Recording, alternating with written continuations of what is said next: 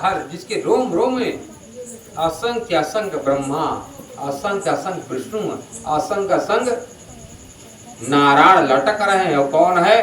तदाहुर अक्षर ब्रह्म सर्व कारण कारण विश्वधाम साक्षात पुरुष से महात्मन। और उस महामाया से परे जब आगे जाते कहां पर? गोलकधाम पहुंचते हैं। जो कौन? ब्रह्मा जी, विष्णु जी, शंकर। ब्रह्मा जी आगे आगे जा रहे कि मैं संसार का रचयिता, इसलिए मैं आगे हूं। वहां पर गोलकधाम में द्वारपालिका के रूप में चंद्राना नाम के द्वारपालिका सखी क्या कर रही थी? लेकर लाठी पहरेदारी का काम कर रहे थे। कहां पर? गोलकधाम। कहां पर? गोलकधाम में। और ब्रह्मा जी को देखते तो ब्रह्मा जी से पूछती, आप कौन हो, कहाँ जा रहे हो? कहते देव आपको पता नहीं मैं चतुर्मुखी ब्रह्मा हूं। मैं कौन हूं? चार मुख वाला ब्रह्मा हूं। तो देवी क्या उत्तर देती है? अरे तो चार फंसे हो। यहाँ पर चार मुख वाले नहीं, यहाँ पर 8 मुख वाले ब्रह्मा, यहाँ पर 16 मुख वाले ब्रह्मा, यहाँ पर 32 मुख के ब्रह्मा, यहाँ पर 64 मुख के ब्रह्मा नाक रगड़ते हैं। और तुम्हारे 4 मुख वाले का क्या औकात, क्या विसात है? तो ब्रह्मा जी को पता चला, हम तो जानते संसार मेरे बड़ा कोई नहीं है बड़ा, मैं 4 मुख वाला। पर यहाँ तो पता चला इनके कहने के अनुसार यहाँ पर 64 मुख के हैं ब्रह्मा। कितने मुख वाले? 64 मुख के ब्रह्मा नाक रगड़ते, घुस नहीं पाए। तुम्हारा क्या कहा? तो मेरे घर घुस जाओ, भागो उधर। कौन हो? तो भगवान विष्णु का हे देवी, इस ब्रह्मांड में भगवान विष्णु के नाना अवतार हुआ करते, उस ब्रह्मांड के लोग अधिपति, संसार को चलाने वाले। किस लिए आए हो? हम सब यहाँ के मालिक गोलोक बिहारी का दर्शन करने के लिए आते। राधा जी का यहीं पर दरवाजे पर खड़े रहना, मैं जाकर मिलकर अपने मालिक से आते, पूछ करके मेरे मालिक क्या चाहते तब आना। ठीक है। उधर जाकर गोलोकवासी कृष्ण जी से बताती हो सखी चंद्रान्ना, हे प्रभु, संसार के रहने वाले देवता ब्रह्मा विष्णु महेश हैं, संसार में से चल करके आपका दर्शन करने की आशा लेकर क्या है, क्या आदेश है आपका? कत जाओ, हमारे घर ऐसे आते थे देव भाव, इससे मेरे घर बड़े सम्मान के साथ ले आओ। उधर देखते हैं बड़े आदर बड़े प्यार से भगवान कृष्ण जी बैठे हैं, राधा जी बगल बैठी हैं, और सखियां सब घेर कर बैठी हुई हैं। और भगवान कृष्ण जी की को देख करके ब्रह्मा जी, विष्णु जी, शंकर जी साष्टांग दंडा का लेट करके प्रणाम करते हैं। जब प्रणाम कर खड़े हुए पूछते, बताओ क्यों आए हो? कहते प्रभु क्या बताऊं, संसार बड़ा पाप हो गया है। उस पाप से धरती, आपकी बनाई जो संसार जो धरती है, उस धरती में रहने जितने पापी हैं, अत्याचार कर रहे हैं, तो धरती गाय का रूप बनाकर मेरे पास आई, इसलिए हम लोग उस पाप को दूर नहीं कर सकते, कृपा कर अवतार धारण करिए, वो धरती का दुख दूर करें। तो भगवान कहते आप तीनों जाओ, बस जब समय आएगा हम तुम्हारे घर, तो हर संसार में, ये संसार किसका घर है? नारायण का घर, विष्णु का घर है, इसलिए मैं आऊंगा, तुम चिंता को मेरी बात मान लो, जाओ। तो ब्रह्मा जी से कहा, देख रहे हो ना, सुन रहे भगवान की आकाश पर बाणी भविष्यवाणी, भगवान आएंगे, इसलिए जितना भी रहने वाले स्वर्ग की अप्सराएं उनसे कह दिया जाकर गोकुल में गोपी बने उनकी सेवा करने के लिए, जितने देवता क्या बने, ग्वाल बाल बने सेवा करने के लिए। इधर चले आए। उधर बगल में राधा रानी बैठी थी। राधा जी कहती है, प्रभु आपने तो वचन दे दिया, जाने का वादा कर दिया, क्या आप अकेले चले जाओगे? अरे ये कैसे संभव, बिना तुम्हारे मेरा कार्य कौन करेगा? मैं तुम्हारी आह्लादे शक्ति हूँ, मेरे बिना कैसे जाओगे आप?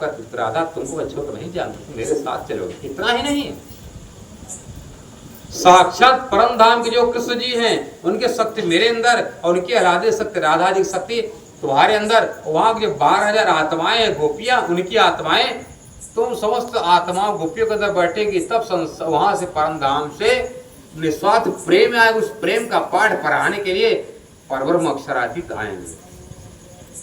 जब प्रभु मैं जाऊंगी तो यहाँ पर मैं बरसाना में खेला करती थी, गोकुल में खेलती थी, वृंदावन में खेलती थी, वहां मैं कहाँ खेलूंगी? यहाँ तो गोवर्धन पहाड़ वहां खेला करती थी, वहां कहाँ जाऊंगी संसार में? तो तुम चिंता क्यों करते हो, तुम्हारे लिए मैं सब व्यवस्था करता हूँ।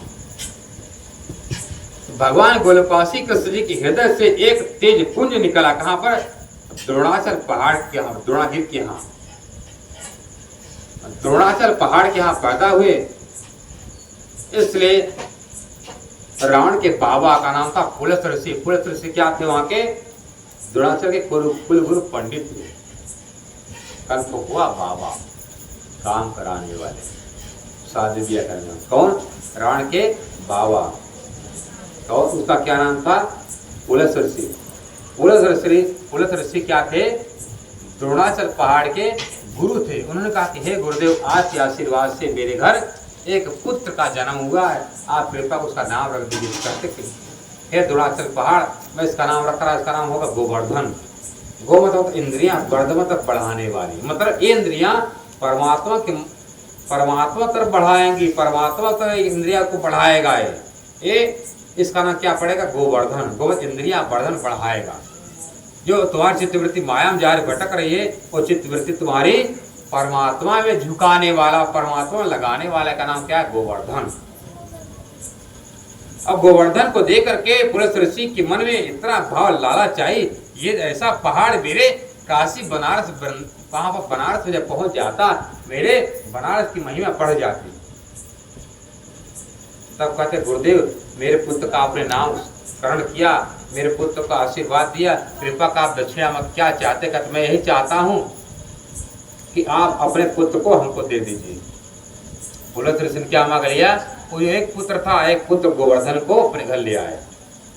जब गोवर्धन पता चला मेरे माता पिता से छल करके पुलस्त ऋषि जा रहे हैं, कहते हैं कि गुरुदेव आपने सही नहीं किया। वृद्धावस्था में अपने माता पिता घर आया और आप मेरे माता पिता का द्वार लाड़ प्याज छुड़ा करके अपने घर ले जा रहे, सब ठीक नहीं है। आपके समान ऐसा गुरु को नहीं चाहिए। ठीक आप तले चले, मेरे पिता दान कर दिए, पर एक बात जान ले, जहां पर आप मुझको रख दोगे ना, वहीं पर हम स्थापित हो जाऊंगा। द्रोणाचल पहाड़ के पुत्र गोवर्धन को अपने हाथ हथेली लेकर के चल दिए। कौन? पुलस्त ऋषि गोवर्धन को लेकर के। जब से मथुरा वृंदावन के पास पहुंचने वाले थे, आए, उसी समय उन्होंने कहा कि हे प्रभु, आपने कहा था आज गोवर्धन पर आकर हम गाय चराऊंगा, तरह तरह की लीला करूंगा। अब जब मैं बनारस चला जाऊंगा तो राधा जी कहाँ खेलेंगी, आपकी गोपियां कहाँ खेलेंगी, आप कहाँ गैया चराओगे? इससे कुछ कृपा करो प्रभु, मैं आपकी लीला संसार में देखना चाहते, संसार प्रथम बार आप आए। तो भगवान कृष्ण जी ने ऐसी कृपा किया, उनके उदर में, उनके शरीर में क्या लगा? लघु शंका लग गई। अब क्या बताऊं, कहाँ रख दूं? वो छोटे से जो पहाड़ का जो बालक था, उसको रख दिया वहीं पर। चले गए शंका करके, जैसे आज नहा करके लगे उठाने, वो मूर्ति, वो बालक उठा नहीं। बहुत उठाने का प्रयास कर, उठा नहीं किया। क्यों उठते नहीं? मैं गुरु जी आपको बताया था, जहाँ पर रख दोगे मैं वहीं पर रुक जाऊंगा। आप बड़े बनारस ले नहीं जा सके, इसलिए मेरी कोई गलती आपकी।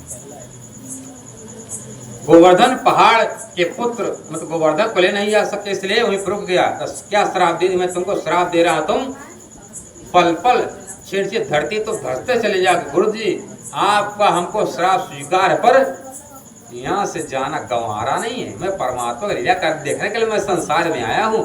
मैं बनारस चला जाऊंगा तो हमको परमात्मा का लीला कहाँ देखने को मिलेगी, इसलिए मैं नहीं जाऊंगा। आपको श्राप स्वीकार कर लूंगा, पर जाऊंगा नहीं। वही गोवर्धन पहाड़ है जो वृंदावन में। गोवर्धन धरती समा गया है, धीरे धीरे प्रदेश समाता जाए। श्राप है, जो श्राप देना दे दे, पर हम वृंदावन को छोड़ मैं कहीं जाऊंगा नहीं। राधा जी ने कहा प्रभु आप वो परम धामवासी कृष्ण जी कैसे आएंगे? वो अक्षरातीत परमात्मा कृष्ण संसार में कैसे आएंगे, बताने कृपा करें। तब भगवान गोलोकवासी कृष्ण कहा देखो देवी, एक दिन परमात्मा जो सब सखियों ने कहा प्रभु हमको दुख का खेल दिखाओ। परमात्मा ने दुख का खेल दिखाने के संसार बना करके संसार में उनको भुला दिया। वही जैसे परमात्मा अक्षरातीत आदेश करते हैं, हे सखियों तुम जाओ संसार में, तुम हमको भूल जाओगे, अपना प्रेम भूल जाओगे और अपने आप को भी भूल जाओगे संसार में जाकर के। तो सखिया क्या कहते प्रभु ये बताइए, कभी दूध से सफेद कभी अलग होती है? नहीं ना। क्या सूर्य से किरण अलग होती है? नहीं ना। आग से क्या गर्मी अलग होती है? नहीं। उसी तरह परमात्मा, हे प्रभु अक्षरातीत, हम आपसे अनंत व अखंड प्रेम करने वाली, हम आपसे कभी दूर नहीं हो सकेंगे, हम आपको भूल नहीं सकेंगे। आप चाहे चीनी को शक्कर बना दीजिए, क्या चीनी और बालू में अंतर नहीं है?